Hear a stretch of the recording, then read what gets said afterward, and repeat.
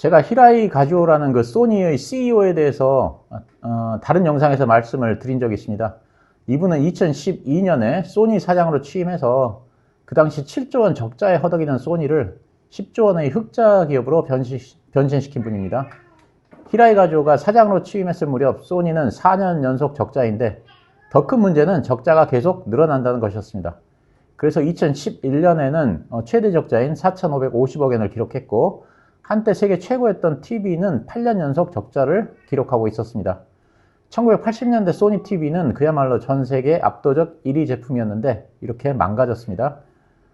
그런데 제가 보기에 히라이 가즈오라는 분이 가장 잘 하는 것이 definition, 그러니까 정의를 잘 내리는 것인데 이것이 히라이 가즈오가 CEO로서 성공할 수 있었던 가장 큰 요인이라고 생각합니다.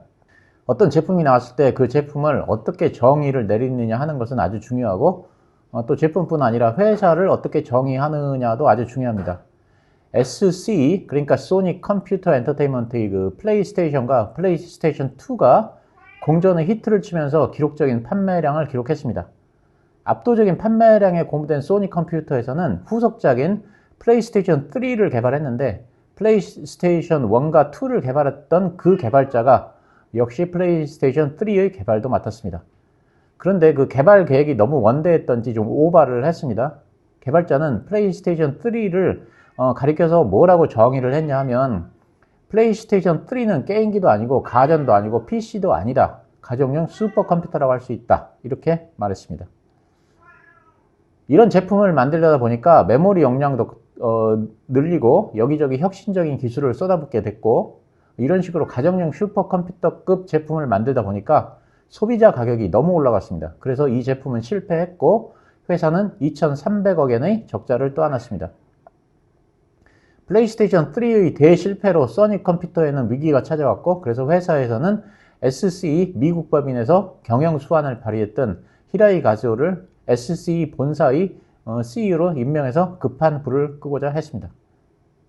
그래서 그가 사장으로 취임을 했는데 그가 취임해서 가장 중점을 둔 것은 사업의 정의를 명확히 하는 것이었습니다. 그는 그 플레이스테이션 3는 무엇인가, 또 소니 컴퓨터는 어떤 회사인가를 정의하는 것에서부터 시작을 했습니다. 개발자는 플레이스테이션 3를 가리켜서 가정용 슈퍼컴퓨터라고 해도 과언이 아니다라고 했습니다. 그러니까 사실상 플레이스테이션 3를 가정용 컴퓨터라고 정의한 것입니다. 그렇지만 히라이 가즈오가 판단하기에는 그 고객의 입장에서는 플레이스테이션 3는 가정용 컴퓨터가 될 수가 없었습니다. 그래서 히라이 가즈오는 고민 끝에 이건 누가 뭐라도 게임기다 라고 정의를 했습니다. 사업을 할 때 회사나 제품을 어떻게 정의하느냐 하는 문제는 아주 중요합니다. 예를 들어서 미국의 철도 회사가 우리는 철도 회사라고 정의하면 그 회사는 철도 이외의 사업은 하지 않습니다. 교통수단이 철도에서 비행기로 또 자가용으로 바뀌어도 오로지 철도에만 전념하는 이 회사는 도태될 가능성이 큽니다. 그런데 만약 이 철도 회사가 우리는 운송회사라고 정의를 하면 철도 외에 여객기라든가 여객선 등 그 변화하는 트렌드에 맞춰서 새로운 분야로 사업 범위를 넓혀갈 수 있습니다. 이걸 가장 잘 보여준 예가 바로 코닥과 후지필름입니다. 코닥은 필름을 만드는 회사로 스스로를 정의했습니다. 그래서 오로지 필름에 집중했고 필름이 없어지는 시대가 오자 사실상 파산했습니다. 반면에 그 후지필름은 같은 필름을 만드는 업체였지만 자기네 회사를 필름을 만드는 회사가 아닌 화학회사로 정의를 했기 때문에 재빠른 변신이 가능했습니다. 현재 후지필름은 글로벌 의료기기 제조업체이기도 한데 필름을 생산하던 당시보다 오히려 회사가 더 커졌습니다. 그러면 다시 플레이스테이션으로 돌아와서 플레이스테이션 3를 게임기로 명확히 정의했다면 이것이 이제 새로운 출발점이 됩니다.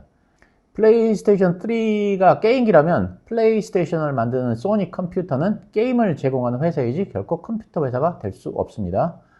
이렇게 상품을 정의하고 그리고 회사의 정의를 명확히 하면 문제점이 보이기 시작하고 그러면 회사가 가야 할 길도 보입니다. 만약 가정용 컴퓨터라면 5만엔, 6만엔도 싼 가격이지만 게임기라면 너무도 비싼 가격입니다. 그래서 소니 컴퓨터가 제일 먼저 할 일은 플레이스테이션 3의 가격을 낮추는 것입니다. 결국 여러 가지 방법을 동원해서 원가를 절감했고 원가 절감을 통해서 처음 발매 가격보다 무려 40%나 가격을 낮춘 후에야 비로소 플레이스테이션 3가 적자에서 벗어났습니다. 이렇게 흑자를 시현하기까지 무려 3년 반이나 걸렸습니다. 이렇게 오랜 동안 적자를 본 이유는 개발자가 처음에 플레이스테이션 3의 정의를 잘못 내렸기 때문입니다. 그러니까 플레이스테이션 1과 2에서 큰 성공을 거둔 개발자가 전작의 성공에 취해서 플레이스테이션 3를 게임기도 아니고 컴퓨터도 아닌 어중간한 상태로 정의를 한 것입니다. 개발자뿐 아니라 전임 사장의 책임도 막중합니다.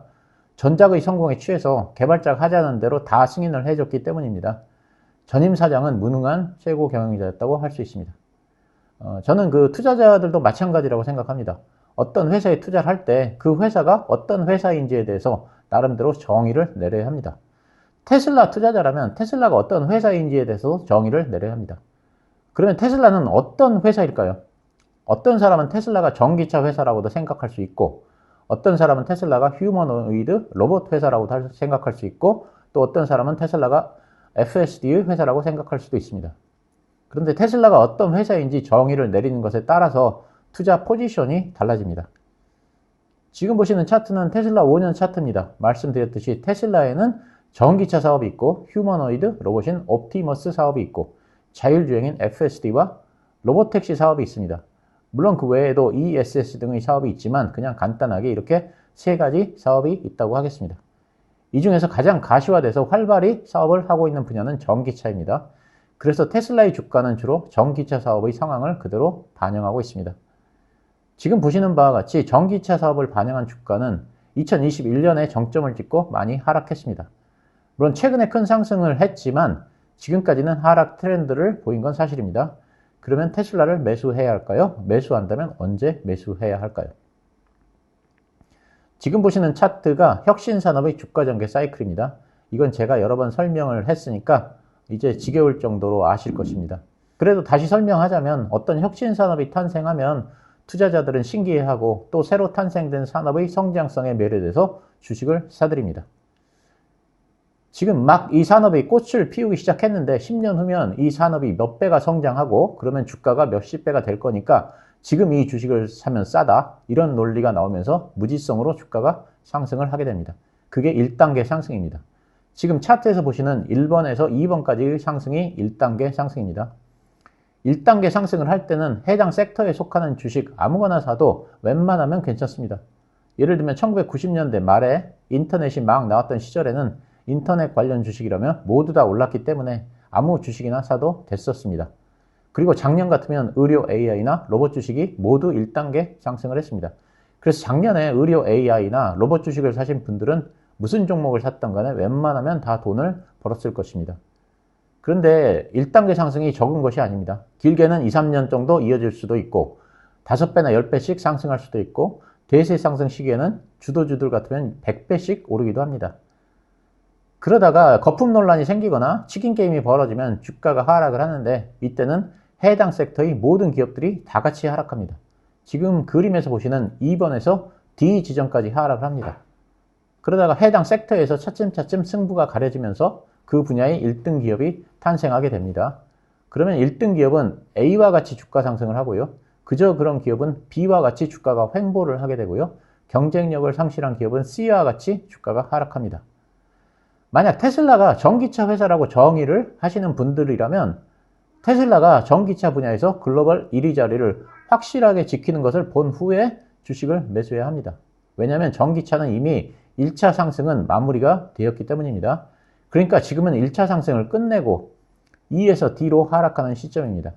그러니까 전기차 관련주를 사려면 앞으로 A와 같이 크게 상승할 주식을 사야 하고 그러기 위해서는 전기차 1등 주식을 사야 합니다. 그런데 테슬라가 글로벌 1위 전기차 자리를 지키는 게 확실할까요? 저는 확실하지는 않다고 생각합니다. 오히려 앞으로는 중국 전기차 회사들에게 밀릴 가능성도 꽤 있습니다. 예를 들면 금년 2분기 비아디의 전기차와 하이브리드 차량은 98만 2천 대를 판매해서 분기 판매량 신기록을 기록했습니다. 전기차는 42만 6천 대를 판매해서 테슬라와 간격을 좁혔습니다. 테슬라 2분기 판매량은 44만 4천 대입니다. 비아디의 월간 수출도 10만 대를 넘었습니다. 카운터포인트 리서치 보고서에서는 금년에 BYD의 전기차 판매량이 테슬라의 판매량을 추월할 것이라고 했습니다. 그리고 비아디의 그 태국 공장이 완공되면서 약 15만 대의 생산이 가능해졌습니다. 1분기 태국에서 비아디의 점유율은 46%이고 동남아 전기차의 70% 이상이 중국차입니다.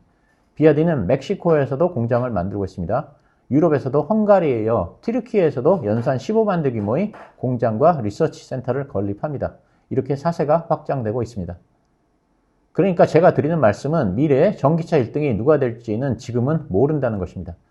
설마 테슬라가 1등을 놓칠까 생각하는 분들이 많지만 우리는 과거에 도저히 난공불락으로 여겨지던 1등이 2등에 밀려나는 사례를 수없이 경험했습니다. 앞으로 전기차 분야에서 테슬라가 이길지, 비아디가 이길지, 아니면 전고체에서 앞서가는 도요타가 이길지, 아니면 현대차가 이길지는 아무도 모릅니다. 그러니까 투자자들은 나중에 글로벌 전기차 1등 기업이 확실히 가려진 후에 그 기업에 장기 투자를 하면 됩니다. 그러니까 테슬라가 전기차 기업이라고 생각하는 분들은 지금은 테슬라를 매수할 시기가 아니라는 것입니다. 지금까지는 테슬라가 전기차라고 정의하시는 분들에 대한 얘기를 했고요. 그런데 만약 누군가가 테슬라는 전기차 기업이 아니고 휴머노이드 로봇과 FSD의 회사라고 정의를 한다면 어떨까요? 그러면 얘기가 좀 달라집니다. 만약 테슬라가 시장에서 휴머노이드 로봇과 FSD의 회사로 인식된다면 테슬라는 이제 1차 상승을 앞두고 있기 때문에 지금 보시는 바와 같은 주가 흐름을 보일 가능성이 큽니다. 이제 막 시작되는 시장일 뿐만 아니라 어마어마한 규모의 시장 창출을 눈앞에 두고 있기 때문입니다. 머스크는 옵티머스의 가치가 25조 달러 그리고 FSD의 가치가 5조 달러에 이를 것이라고 했습니다. 물론 과장이지만 어쨌든 25조 달러면 우리 돈으로 3경 5천조에 육박하고 5조 달러면 7천조에 육박합니다. 전문가들 사이에서도 테슬라 기업을 어떻게 정의하느냐에 따라서 다른 목표가를 제시합니다. JP모건이나 번스타인은 테슬라가 전기차 기업이라고 생각합니다. 그래서 목표가를 대략 115달러로 제시했습니다. 구겐하임은 목표가를 126달러로 제시하면서 뭐라고 했냐면 테슬라는 밈 주식과 같이 군중 심리의 영향으로 오르고 있다고 했습니다. 원조 채권왕인 빌 그로스도 테슬라의 주가가 밈 주식을 연상시킨다고 경고했습니다. 그렇지만 웨드부시의 댄 아이브스는 목표가를 275달러에서 300달러로 올렸습니다. 테슬라를 로봇택시와 FSD의 기업이라고 정의했기 때문에 목표가가 올라갔습니다. 캐시 우드는 테슬라가 옵티머스와 로봇택시와 FSD의 기업이라고 정의했습니다. 그래서 5년 안에 주가가 2,600달러에 도달할 것으로 봤습니다. 지금보다도 주가가 15배가 오를 것으로 보는 것입니다. 물론 캐시 우드가 테슬라 주식 일부를 팔았다는 뉴스를 봤는데 이건 장기적인 뷰가 변했다기보다는 포트폴리오의 조정으로 봐야 합니다. 이렇게 기업을 정의하는 관점에 따라서 포지션이 달라집니다.